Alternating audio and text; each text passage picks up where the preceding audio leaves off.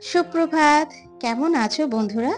আবারও একটা রিঙ্কু তুলি ব্লগার চ্যানেলে সবাইকে ওয়েলকাম জানাচ্ছি। আশা করছি যে যেখান থেকে আজকের ব্লগখানা দেখছো তোমরা বেশ ভালো আছো। আমিও ভালো আছি। এখন প্রায় বাজে 6টা, কিন্তু আমি ঘুম থেকে উঠেছি 5:30। আজ থেকে ছেলের স্কুল স্টার্ট। এদিকে হাজবেন্ডের অফিস এবং দেওর অফিস, আমারও অফিস। কাজে সবাই বেরিয়ে যাব, শুধু থাকবেন শাশুড়ি মা। ঘুম থেকে উঠে আগের দিনের মাজা বাসনগুলো আগে তুলে নিয়েছি, আর তারপর এই যে ঝুড়িটা দেখছি, এটা না অনেকদিন ধরে পরিষ্কার করা হচ্ছে না। যত জিনিস তত মাথা ব্যথা, তো এটাকে আগে পরিষ্কার করে নিচ্ছি। এটা যেন আমার খুব উপকারে এসেছে। এটা আমি নিয়েছিলাম মিশো থেকে। যত বাসন আছে ধুয়ে উপর করে রাখি, আর যে জলটা থাকে সেটা সাইড দিয়ে বেরিয়ে যায়। তাই এটাকে ধুয়ে পরিষ্কার করে একটু রোদে শুকিয়ে নিচ্ছি। আর এই যে প্রতিদিনের মতো আমার ডাস্টবিনের যে বাটিটা, সেটাকে সাইডে প্লাস্টিক দিয়ে ওভাবে রেখে দিলাম। আর তারপরে এই যে রান্নাঘরটাকে আরেকবার পরিষ্কার করে নিলাম, গ্যাস থেকে শুরু করে সমস্তটাই। আসলে কি বলতো, যত পরিষ্কার পরিচ্ছন্ন রাখবে মা লক্ষ্মী সেখানে বিরাজ করেন, এটাই আমার বিশ্বাস। আমরা যেমন পরিষ্কার বিছানায় বসতে ভালোবাসি, পরিষ্কার বিছানায় শুতে ভালোবাসি, পরিষ্কার জায়গায় থাকতে ভালোবাসি, ঠিক সেরকম মা লক্ষ্মীও তাই। যেখানে পরিষ্কার পরিচ্ছন্ন গোছানো দেখবে, সেখানেও তিনিও থাকতে ভালোবাসেন। তাই মা লক্ষ্মীর আশীর্বাদ যেন কোনো মতে কম না হয়, সেই দিকে ধ্যান রাখতেই আমার সংসারের প্রত্যেকটা কাজই আমি বেশ নিখুঁতভাবে করার চেষ্টা করি, এবং পরিষ্কার পরিচ্ছন্নভাবে। তার জন্য আমাকে একটু হয়তো কষ্ট করতে হয়, কিন্তু কিছু করার নেই, সেটাকে কষ্ট করতে হলেও মেনে নিতে হবে। তোমাদের সাথে কথা বলতে বলতে আমার কিন্তু অনেক কটা কাজই হয়ে গেছে। যেমন আগের দিন রাতে কিন্তু আমি চালও ভিজিয়ে রেখেছিলাম, সেই চালটা দিয়ে আমি ভাতটা বসিয়ে দিয়েছি। ওদিকে ডাইনিং টেবিলটাকে তারপর পরিষ্কার করলাম। আগের দিন যখন ডাইনিং টেবিল পরিষ্কার করেছি, ম্যাটগুলোকে ভালো করে মুছে শুকনো করার জন্য দাঁড় করিয়ে রেখেছিলাম। আর আজ সকালে সেগুলোকে ঠিক করে পেতে দিলাম, যাতে যা যা রান্না হবে সবটাই তো ওই টেবিলেই রাখবো, সেটা যেন কোনো মতেই আর ভেজা না থাকে। তো সেই কারণে ঠিক প্রপার জায়গায় সেট করে আসলাম। ওদিকে কিন্তু আমার শাশুড়ি মা আমার সাথে সাথেই উঠেছেন। উনিও কিন্তু আমার সাথে সাথে অনেকটাই হেল্প করছেন। এই যে যেমন ধরো, এই আটাটা মেখে দিয়েছেন, রুটিটা বেলে দিয়েছেন, আমি দাঁড়িয়ে দাঁড়িয়ে ভাজলাম। বসে বসে যতটা পারেন উনি করে দেন। এটা কিন্তু আমার কাছে বেশ ভালো লাগে, এবং উনি আমাকে এইটুকু হেল্প করেন বলে আমি কিন্তু বাড়ির সবাইকে ঠিক টাইমে, প্রপার টাইমে অফিসে পাঠাতে বা স্কুলে পাঠাতে পারি। আর তোমাদের সাথে কথা বলতে বলতে আমার রুটি কিন্তু কমপ্লিট। আর তারপর একটু সুজি করলাম, হাজবেন্ডকে দিয়ে দেব। আর সুজিতে না আজকে একটু গুড় দিলাম, আর চিনি আর দেইনি, সামান্য অল্প পরিমাণে, যেহেতু ওদের সুগার আছে কাজে বেশি পরিমাণে দিতে পারবো না। আর ছেলের জন্য টিফিন করছি নুডলসটাকে চাওয়ার মতন কিন্তু করব, সেদ্ধ করে জলটা ফেলে নিয়ে তারপর চাউমিনের মতন করব। আসলে একটু বেলার দিকে খাবে, তো তখন যদি এই ম্যাগির মতন করে দিই, একদম গায়ে গায়ে লেগে যাবে, আর যেটা খেতে একদমই ও পছন্দ করে না। আর তারপর এই যে মুসুর ডালটাকে একটু ভিজিয়ে রাখছি। যে কোনো জিনিস রান্নার একটু আগে যদি ভিজিয়ে রাখা যায়, সেটা কিন্তু অনেক তাড়াতাড়ি হয় এবং গ্যাসটাও কম খরচ হয়। ওদিকে আমার ভাতটা প্রায় হয়ে এসেছে। আমি তো ভেন্ডি সেদ্ধ দিয়েছি এই বললাম, আর সাথে আলু সেদ্ধ। আর ওই পাশে যে সসপ্যানটার মধ্যে জল দেখছো, ওটা কিন্তু চাল ধোয়া জল আর ডাল ধোয়া জল, সেটাকে রেখে দিয়েছি। ওটাকে সুবিধা মতন সময় ওটা আবার গাছের গোড়েও দিয়ে দেবো। চলো, হাজবেন্ডের এবার দেরি হয়ে যাচ্ছে, 7টা প্রায় বেজে গেছে। ওর টিফিনটাকে গুছিয়ে দিই এবং ওকে একটু রচা করে দেব, এই খেয়ে ও বেরিয়ে যাবে। আর তারপরে আমার জন্য টিফিন বেড়ে নিচ্ছে, শাশুড়ি মার জন্য টিফিনটাকে গুছিয়ে রাখলাম, উনি ওনার সময় মতন খেয়ে নেবেন। এই মোটামুটি সবার জন্য চিন্তা ভাবনা করে আলাদা আলাদা করে করে রাখি, যাতে কারোর কোনো অসুবিধা হয় না। যেহেতু বাড়ি থাকবো না, সব দিকটা চিন্তা ভাবনা করেই চলতে হয়। চলো, এরপরে রচা করব। পর্যন্ত ভিডিও দেখে তোমাদের যদি কোনো অংশ ভালো লেগে থাকে, প্লিজ একটা লাইক কমেন্ট করে দিয়ে যেও।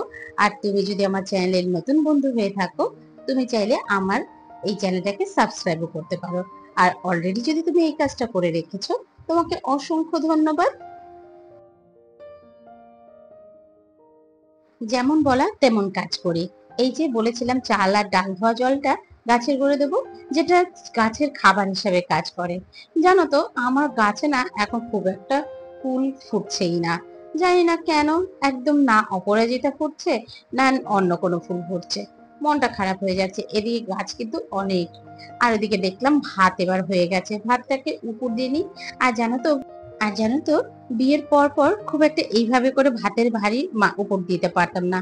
আমার মা যেটা শিখিয়েছিল সেটা হচ্ছে হাঁড়ির মধ্যে জামা কাপড়ের ক্লিপ, সেটা দিয়ে আটকে দিয়ে ভাতটা উপর দিতে। আর শাশুড়ি মায়ের কাছ থেকে শিখলাম যখন এটাকে উপর দেবে সাথে সাথে হাতের মধ্যে ফু দিতে থাকবে, তাহলে দেখবে যে গরম হাওয়াটা সেটা অপোজিট সাইডে চলে যাবে। এইভাবে করে কিন্তু আমি একটু একটু করে দুজনের কাছ থেকে অনেক কিছু শিখেছি, যা শিখে আজকে আমি কিন্তু আমার সংসারের সমস্তটা দায়িত্ব কিন্তু নিজের কাঁধে তুলে নিয়েছি। আর এই দেখো, ওদিকে হাজবেন্ডকে রচা দিয়ে এসেছি এবং ও খেয়ে বেরিয়েও পড়েছে। আর তারপর আমি ছেলের জন্য একটু ওই যে বললাম ম্যাগিটাকেই চাউমিনের মতন করব, শুধুমাত্র পেঁয়াজ আর ওই চাউমিন মশলা দিয়েছি, ডিম আর দিলাম না, কেননা আজকে দুপুরে এসে ও ডিমই খাবে। যদি বেশি ডিম দিই তাহলে অনেকটা খাওয়া হয়ে যাবে, তো সেই কারণে এবেলা আর ডিম দেইনি। আর এই যে তারপর যে ভাতটা মাখতে দেখছো, এখন এখানে কিন্তু আমি ডাল সেদ্ধ, ভেন্ডি সেদ্ধ আর আলু সেদ্ধ এই দিয়ে মোটামুটি মাখলাম। আর ছেলের আজকে স্কুল 8:15 থেকে, ওকে মোটামুটি বাড়ি থেকে 8টার মধ্যে বেরোতেই হবে, সেই কারণেই চটজলদি একটু ওকে খাইয়ে দিলাম। আজকে আমি বাড়ি না থাকলে কিন্তু একা একাই খেত, যেহেতু আমাকে পেয়েছে তাই আমি একটু খাইয়েও দিলাম। যদিও এখন থেকে রেগুলারই ওর এই টাইমে স্কুল থাকবে। যাই হোক, খাইয়ে দাইয়ে এবার ওকে একটু এগিয়ে নিয়ে আসছি। তোমাদেরকে বলি না কেন ওর সাথে যেতে হয়, এই দেখ। এবার টাকা বাই বল সবাইকে, সাবধানে যেও, এসে জল খাবে, গ্লুকন ডি করে রেখে যাবো। Tata tata. যেহেতু বাইরে থাকি না, নিজের মতন পুরোটাই করে চলে, যা শরবত বলো সমস্ত কিছু নিজের মতন করে খায়, তবু যতটা পারি করে রেখে যাই। আর জানো তো, ওই যে বলছিলাম ওখানে না অনেকগুলো সাইকেল থাকে, তারপরে ওকে সাইকেল বের করতে খুব কষ্ট হয়, সেই কারণে ওর সাথে প্রতিদিনই আসি। আর এই যে নিচে একটা টগর ফুল গাছ আছে, সেই টগর ফুল গাছটাকে তুলে নিলাম। আর এই যে চাল ধোয়া জলটা বোতলে করে রেখেছিলাম সেটাকেও তুলে নিলাম। আর এই যে দেখছো আমার গোপু সোনা উঠে পড়েছে। আমার হাজবেন্ড কিন্তু সকালবেলা অফিসে যাওয়ার আগে গোপালকে বাল্য সেবাটা দিয়ে যায়। আর এদিকে বৃহস্পতিবারের ফুল বেলপাতা চলে এসেছে। আর তারপর সবাই বেরিয়ে যাওয়ার পরে আগে বাসি বিছানাটাকে গুছিয়ে নিতে আসলাম। যদিও ছেলে বাড়ি থাকলে ও তো গুছাতোই, সেটা সবসময় তোমাদের ব্লগে আমি শেয়ার করি, কিন্তু এখন যখন ও বেরিয়ে গেছে আমিই করে নিলাম। এই যে আমার বিছানা গোছানো কমপ্লিট।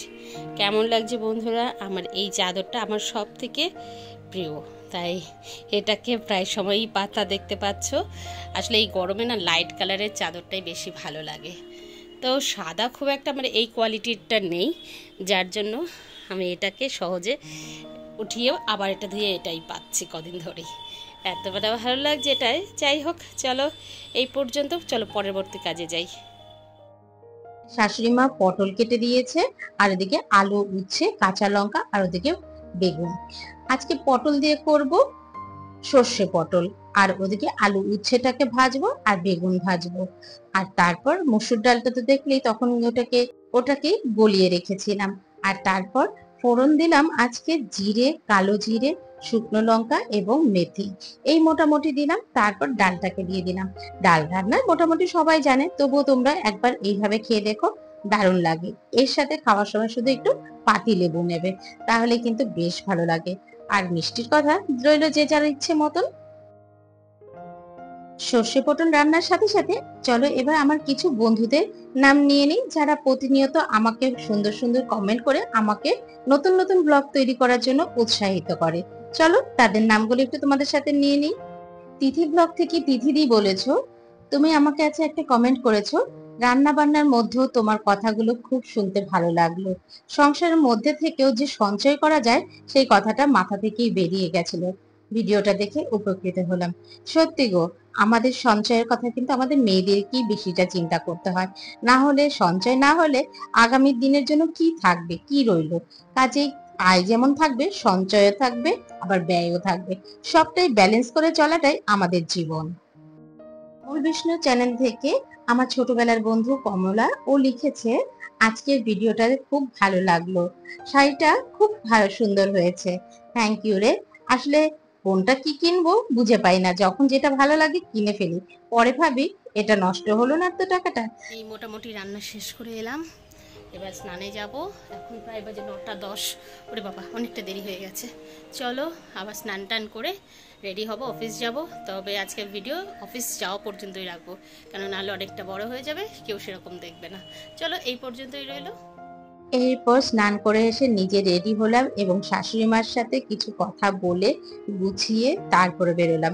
সাথে নিজের সারাদিনের খাবার, মানে সকাল থেকে শুধু আমি চা আর বিস্কুট খেয়ে যাই, আর কিছু খাওয়া হয় না। তাই রুটি তরকারি থেকে শুরু করে ভাত সবটাই নিয়ে যাই অফিসে, নিজের সুবিধা মতন সময়ে খেয়ে নিই। আসলে না খেলে তো ঠিকঠাক কাজ করা যাবে না। নিজে যদি ভালো থাকি, সুস্থ থাকি, তবেই তো আগামী দিন আবারও কাজ করতে পারবো, সে ঘরেই হোক আর বাইরেই হোক। এটা কিন্তু আমাদের প্রত্যেকটা মেয়েকেই খেয়াল রাখতে হবে। আমাদের খাওয়ার কথা কিন্তু বলার কেউ নেই, কাজেই আমাদেরকেই খেয়াল রাখতে হবে। যাই হোক, আজকের মতন এখানেই শেষ করলাম। পুরো ভিডিওটা কেমন লাগলো অবশ্যই কমেন্ট করে জানিও। আবারও দেখা হচ্ছে নতুন একটা ভিডিওতে। টাটা।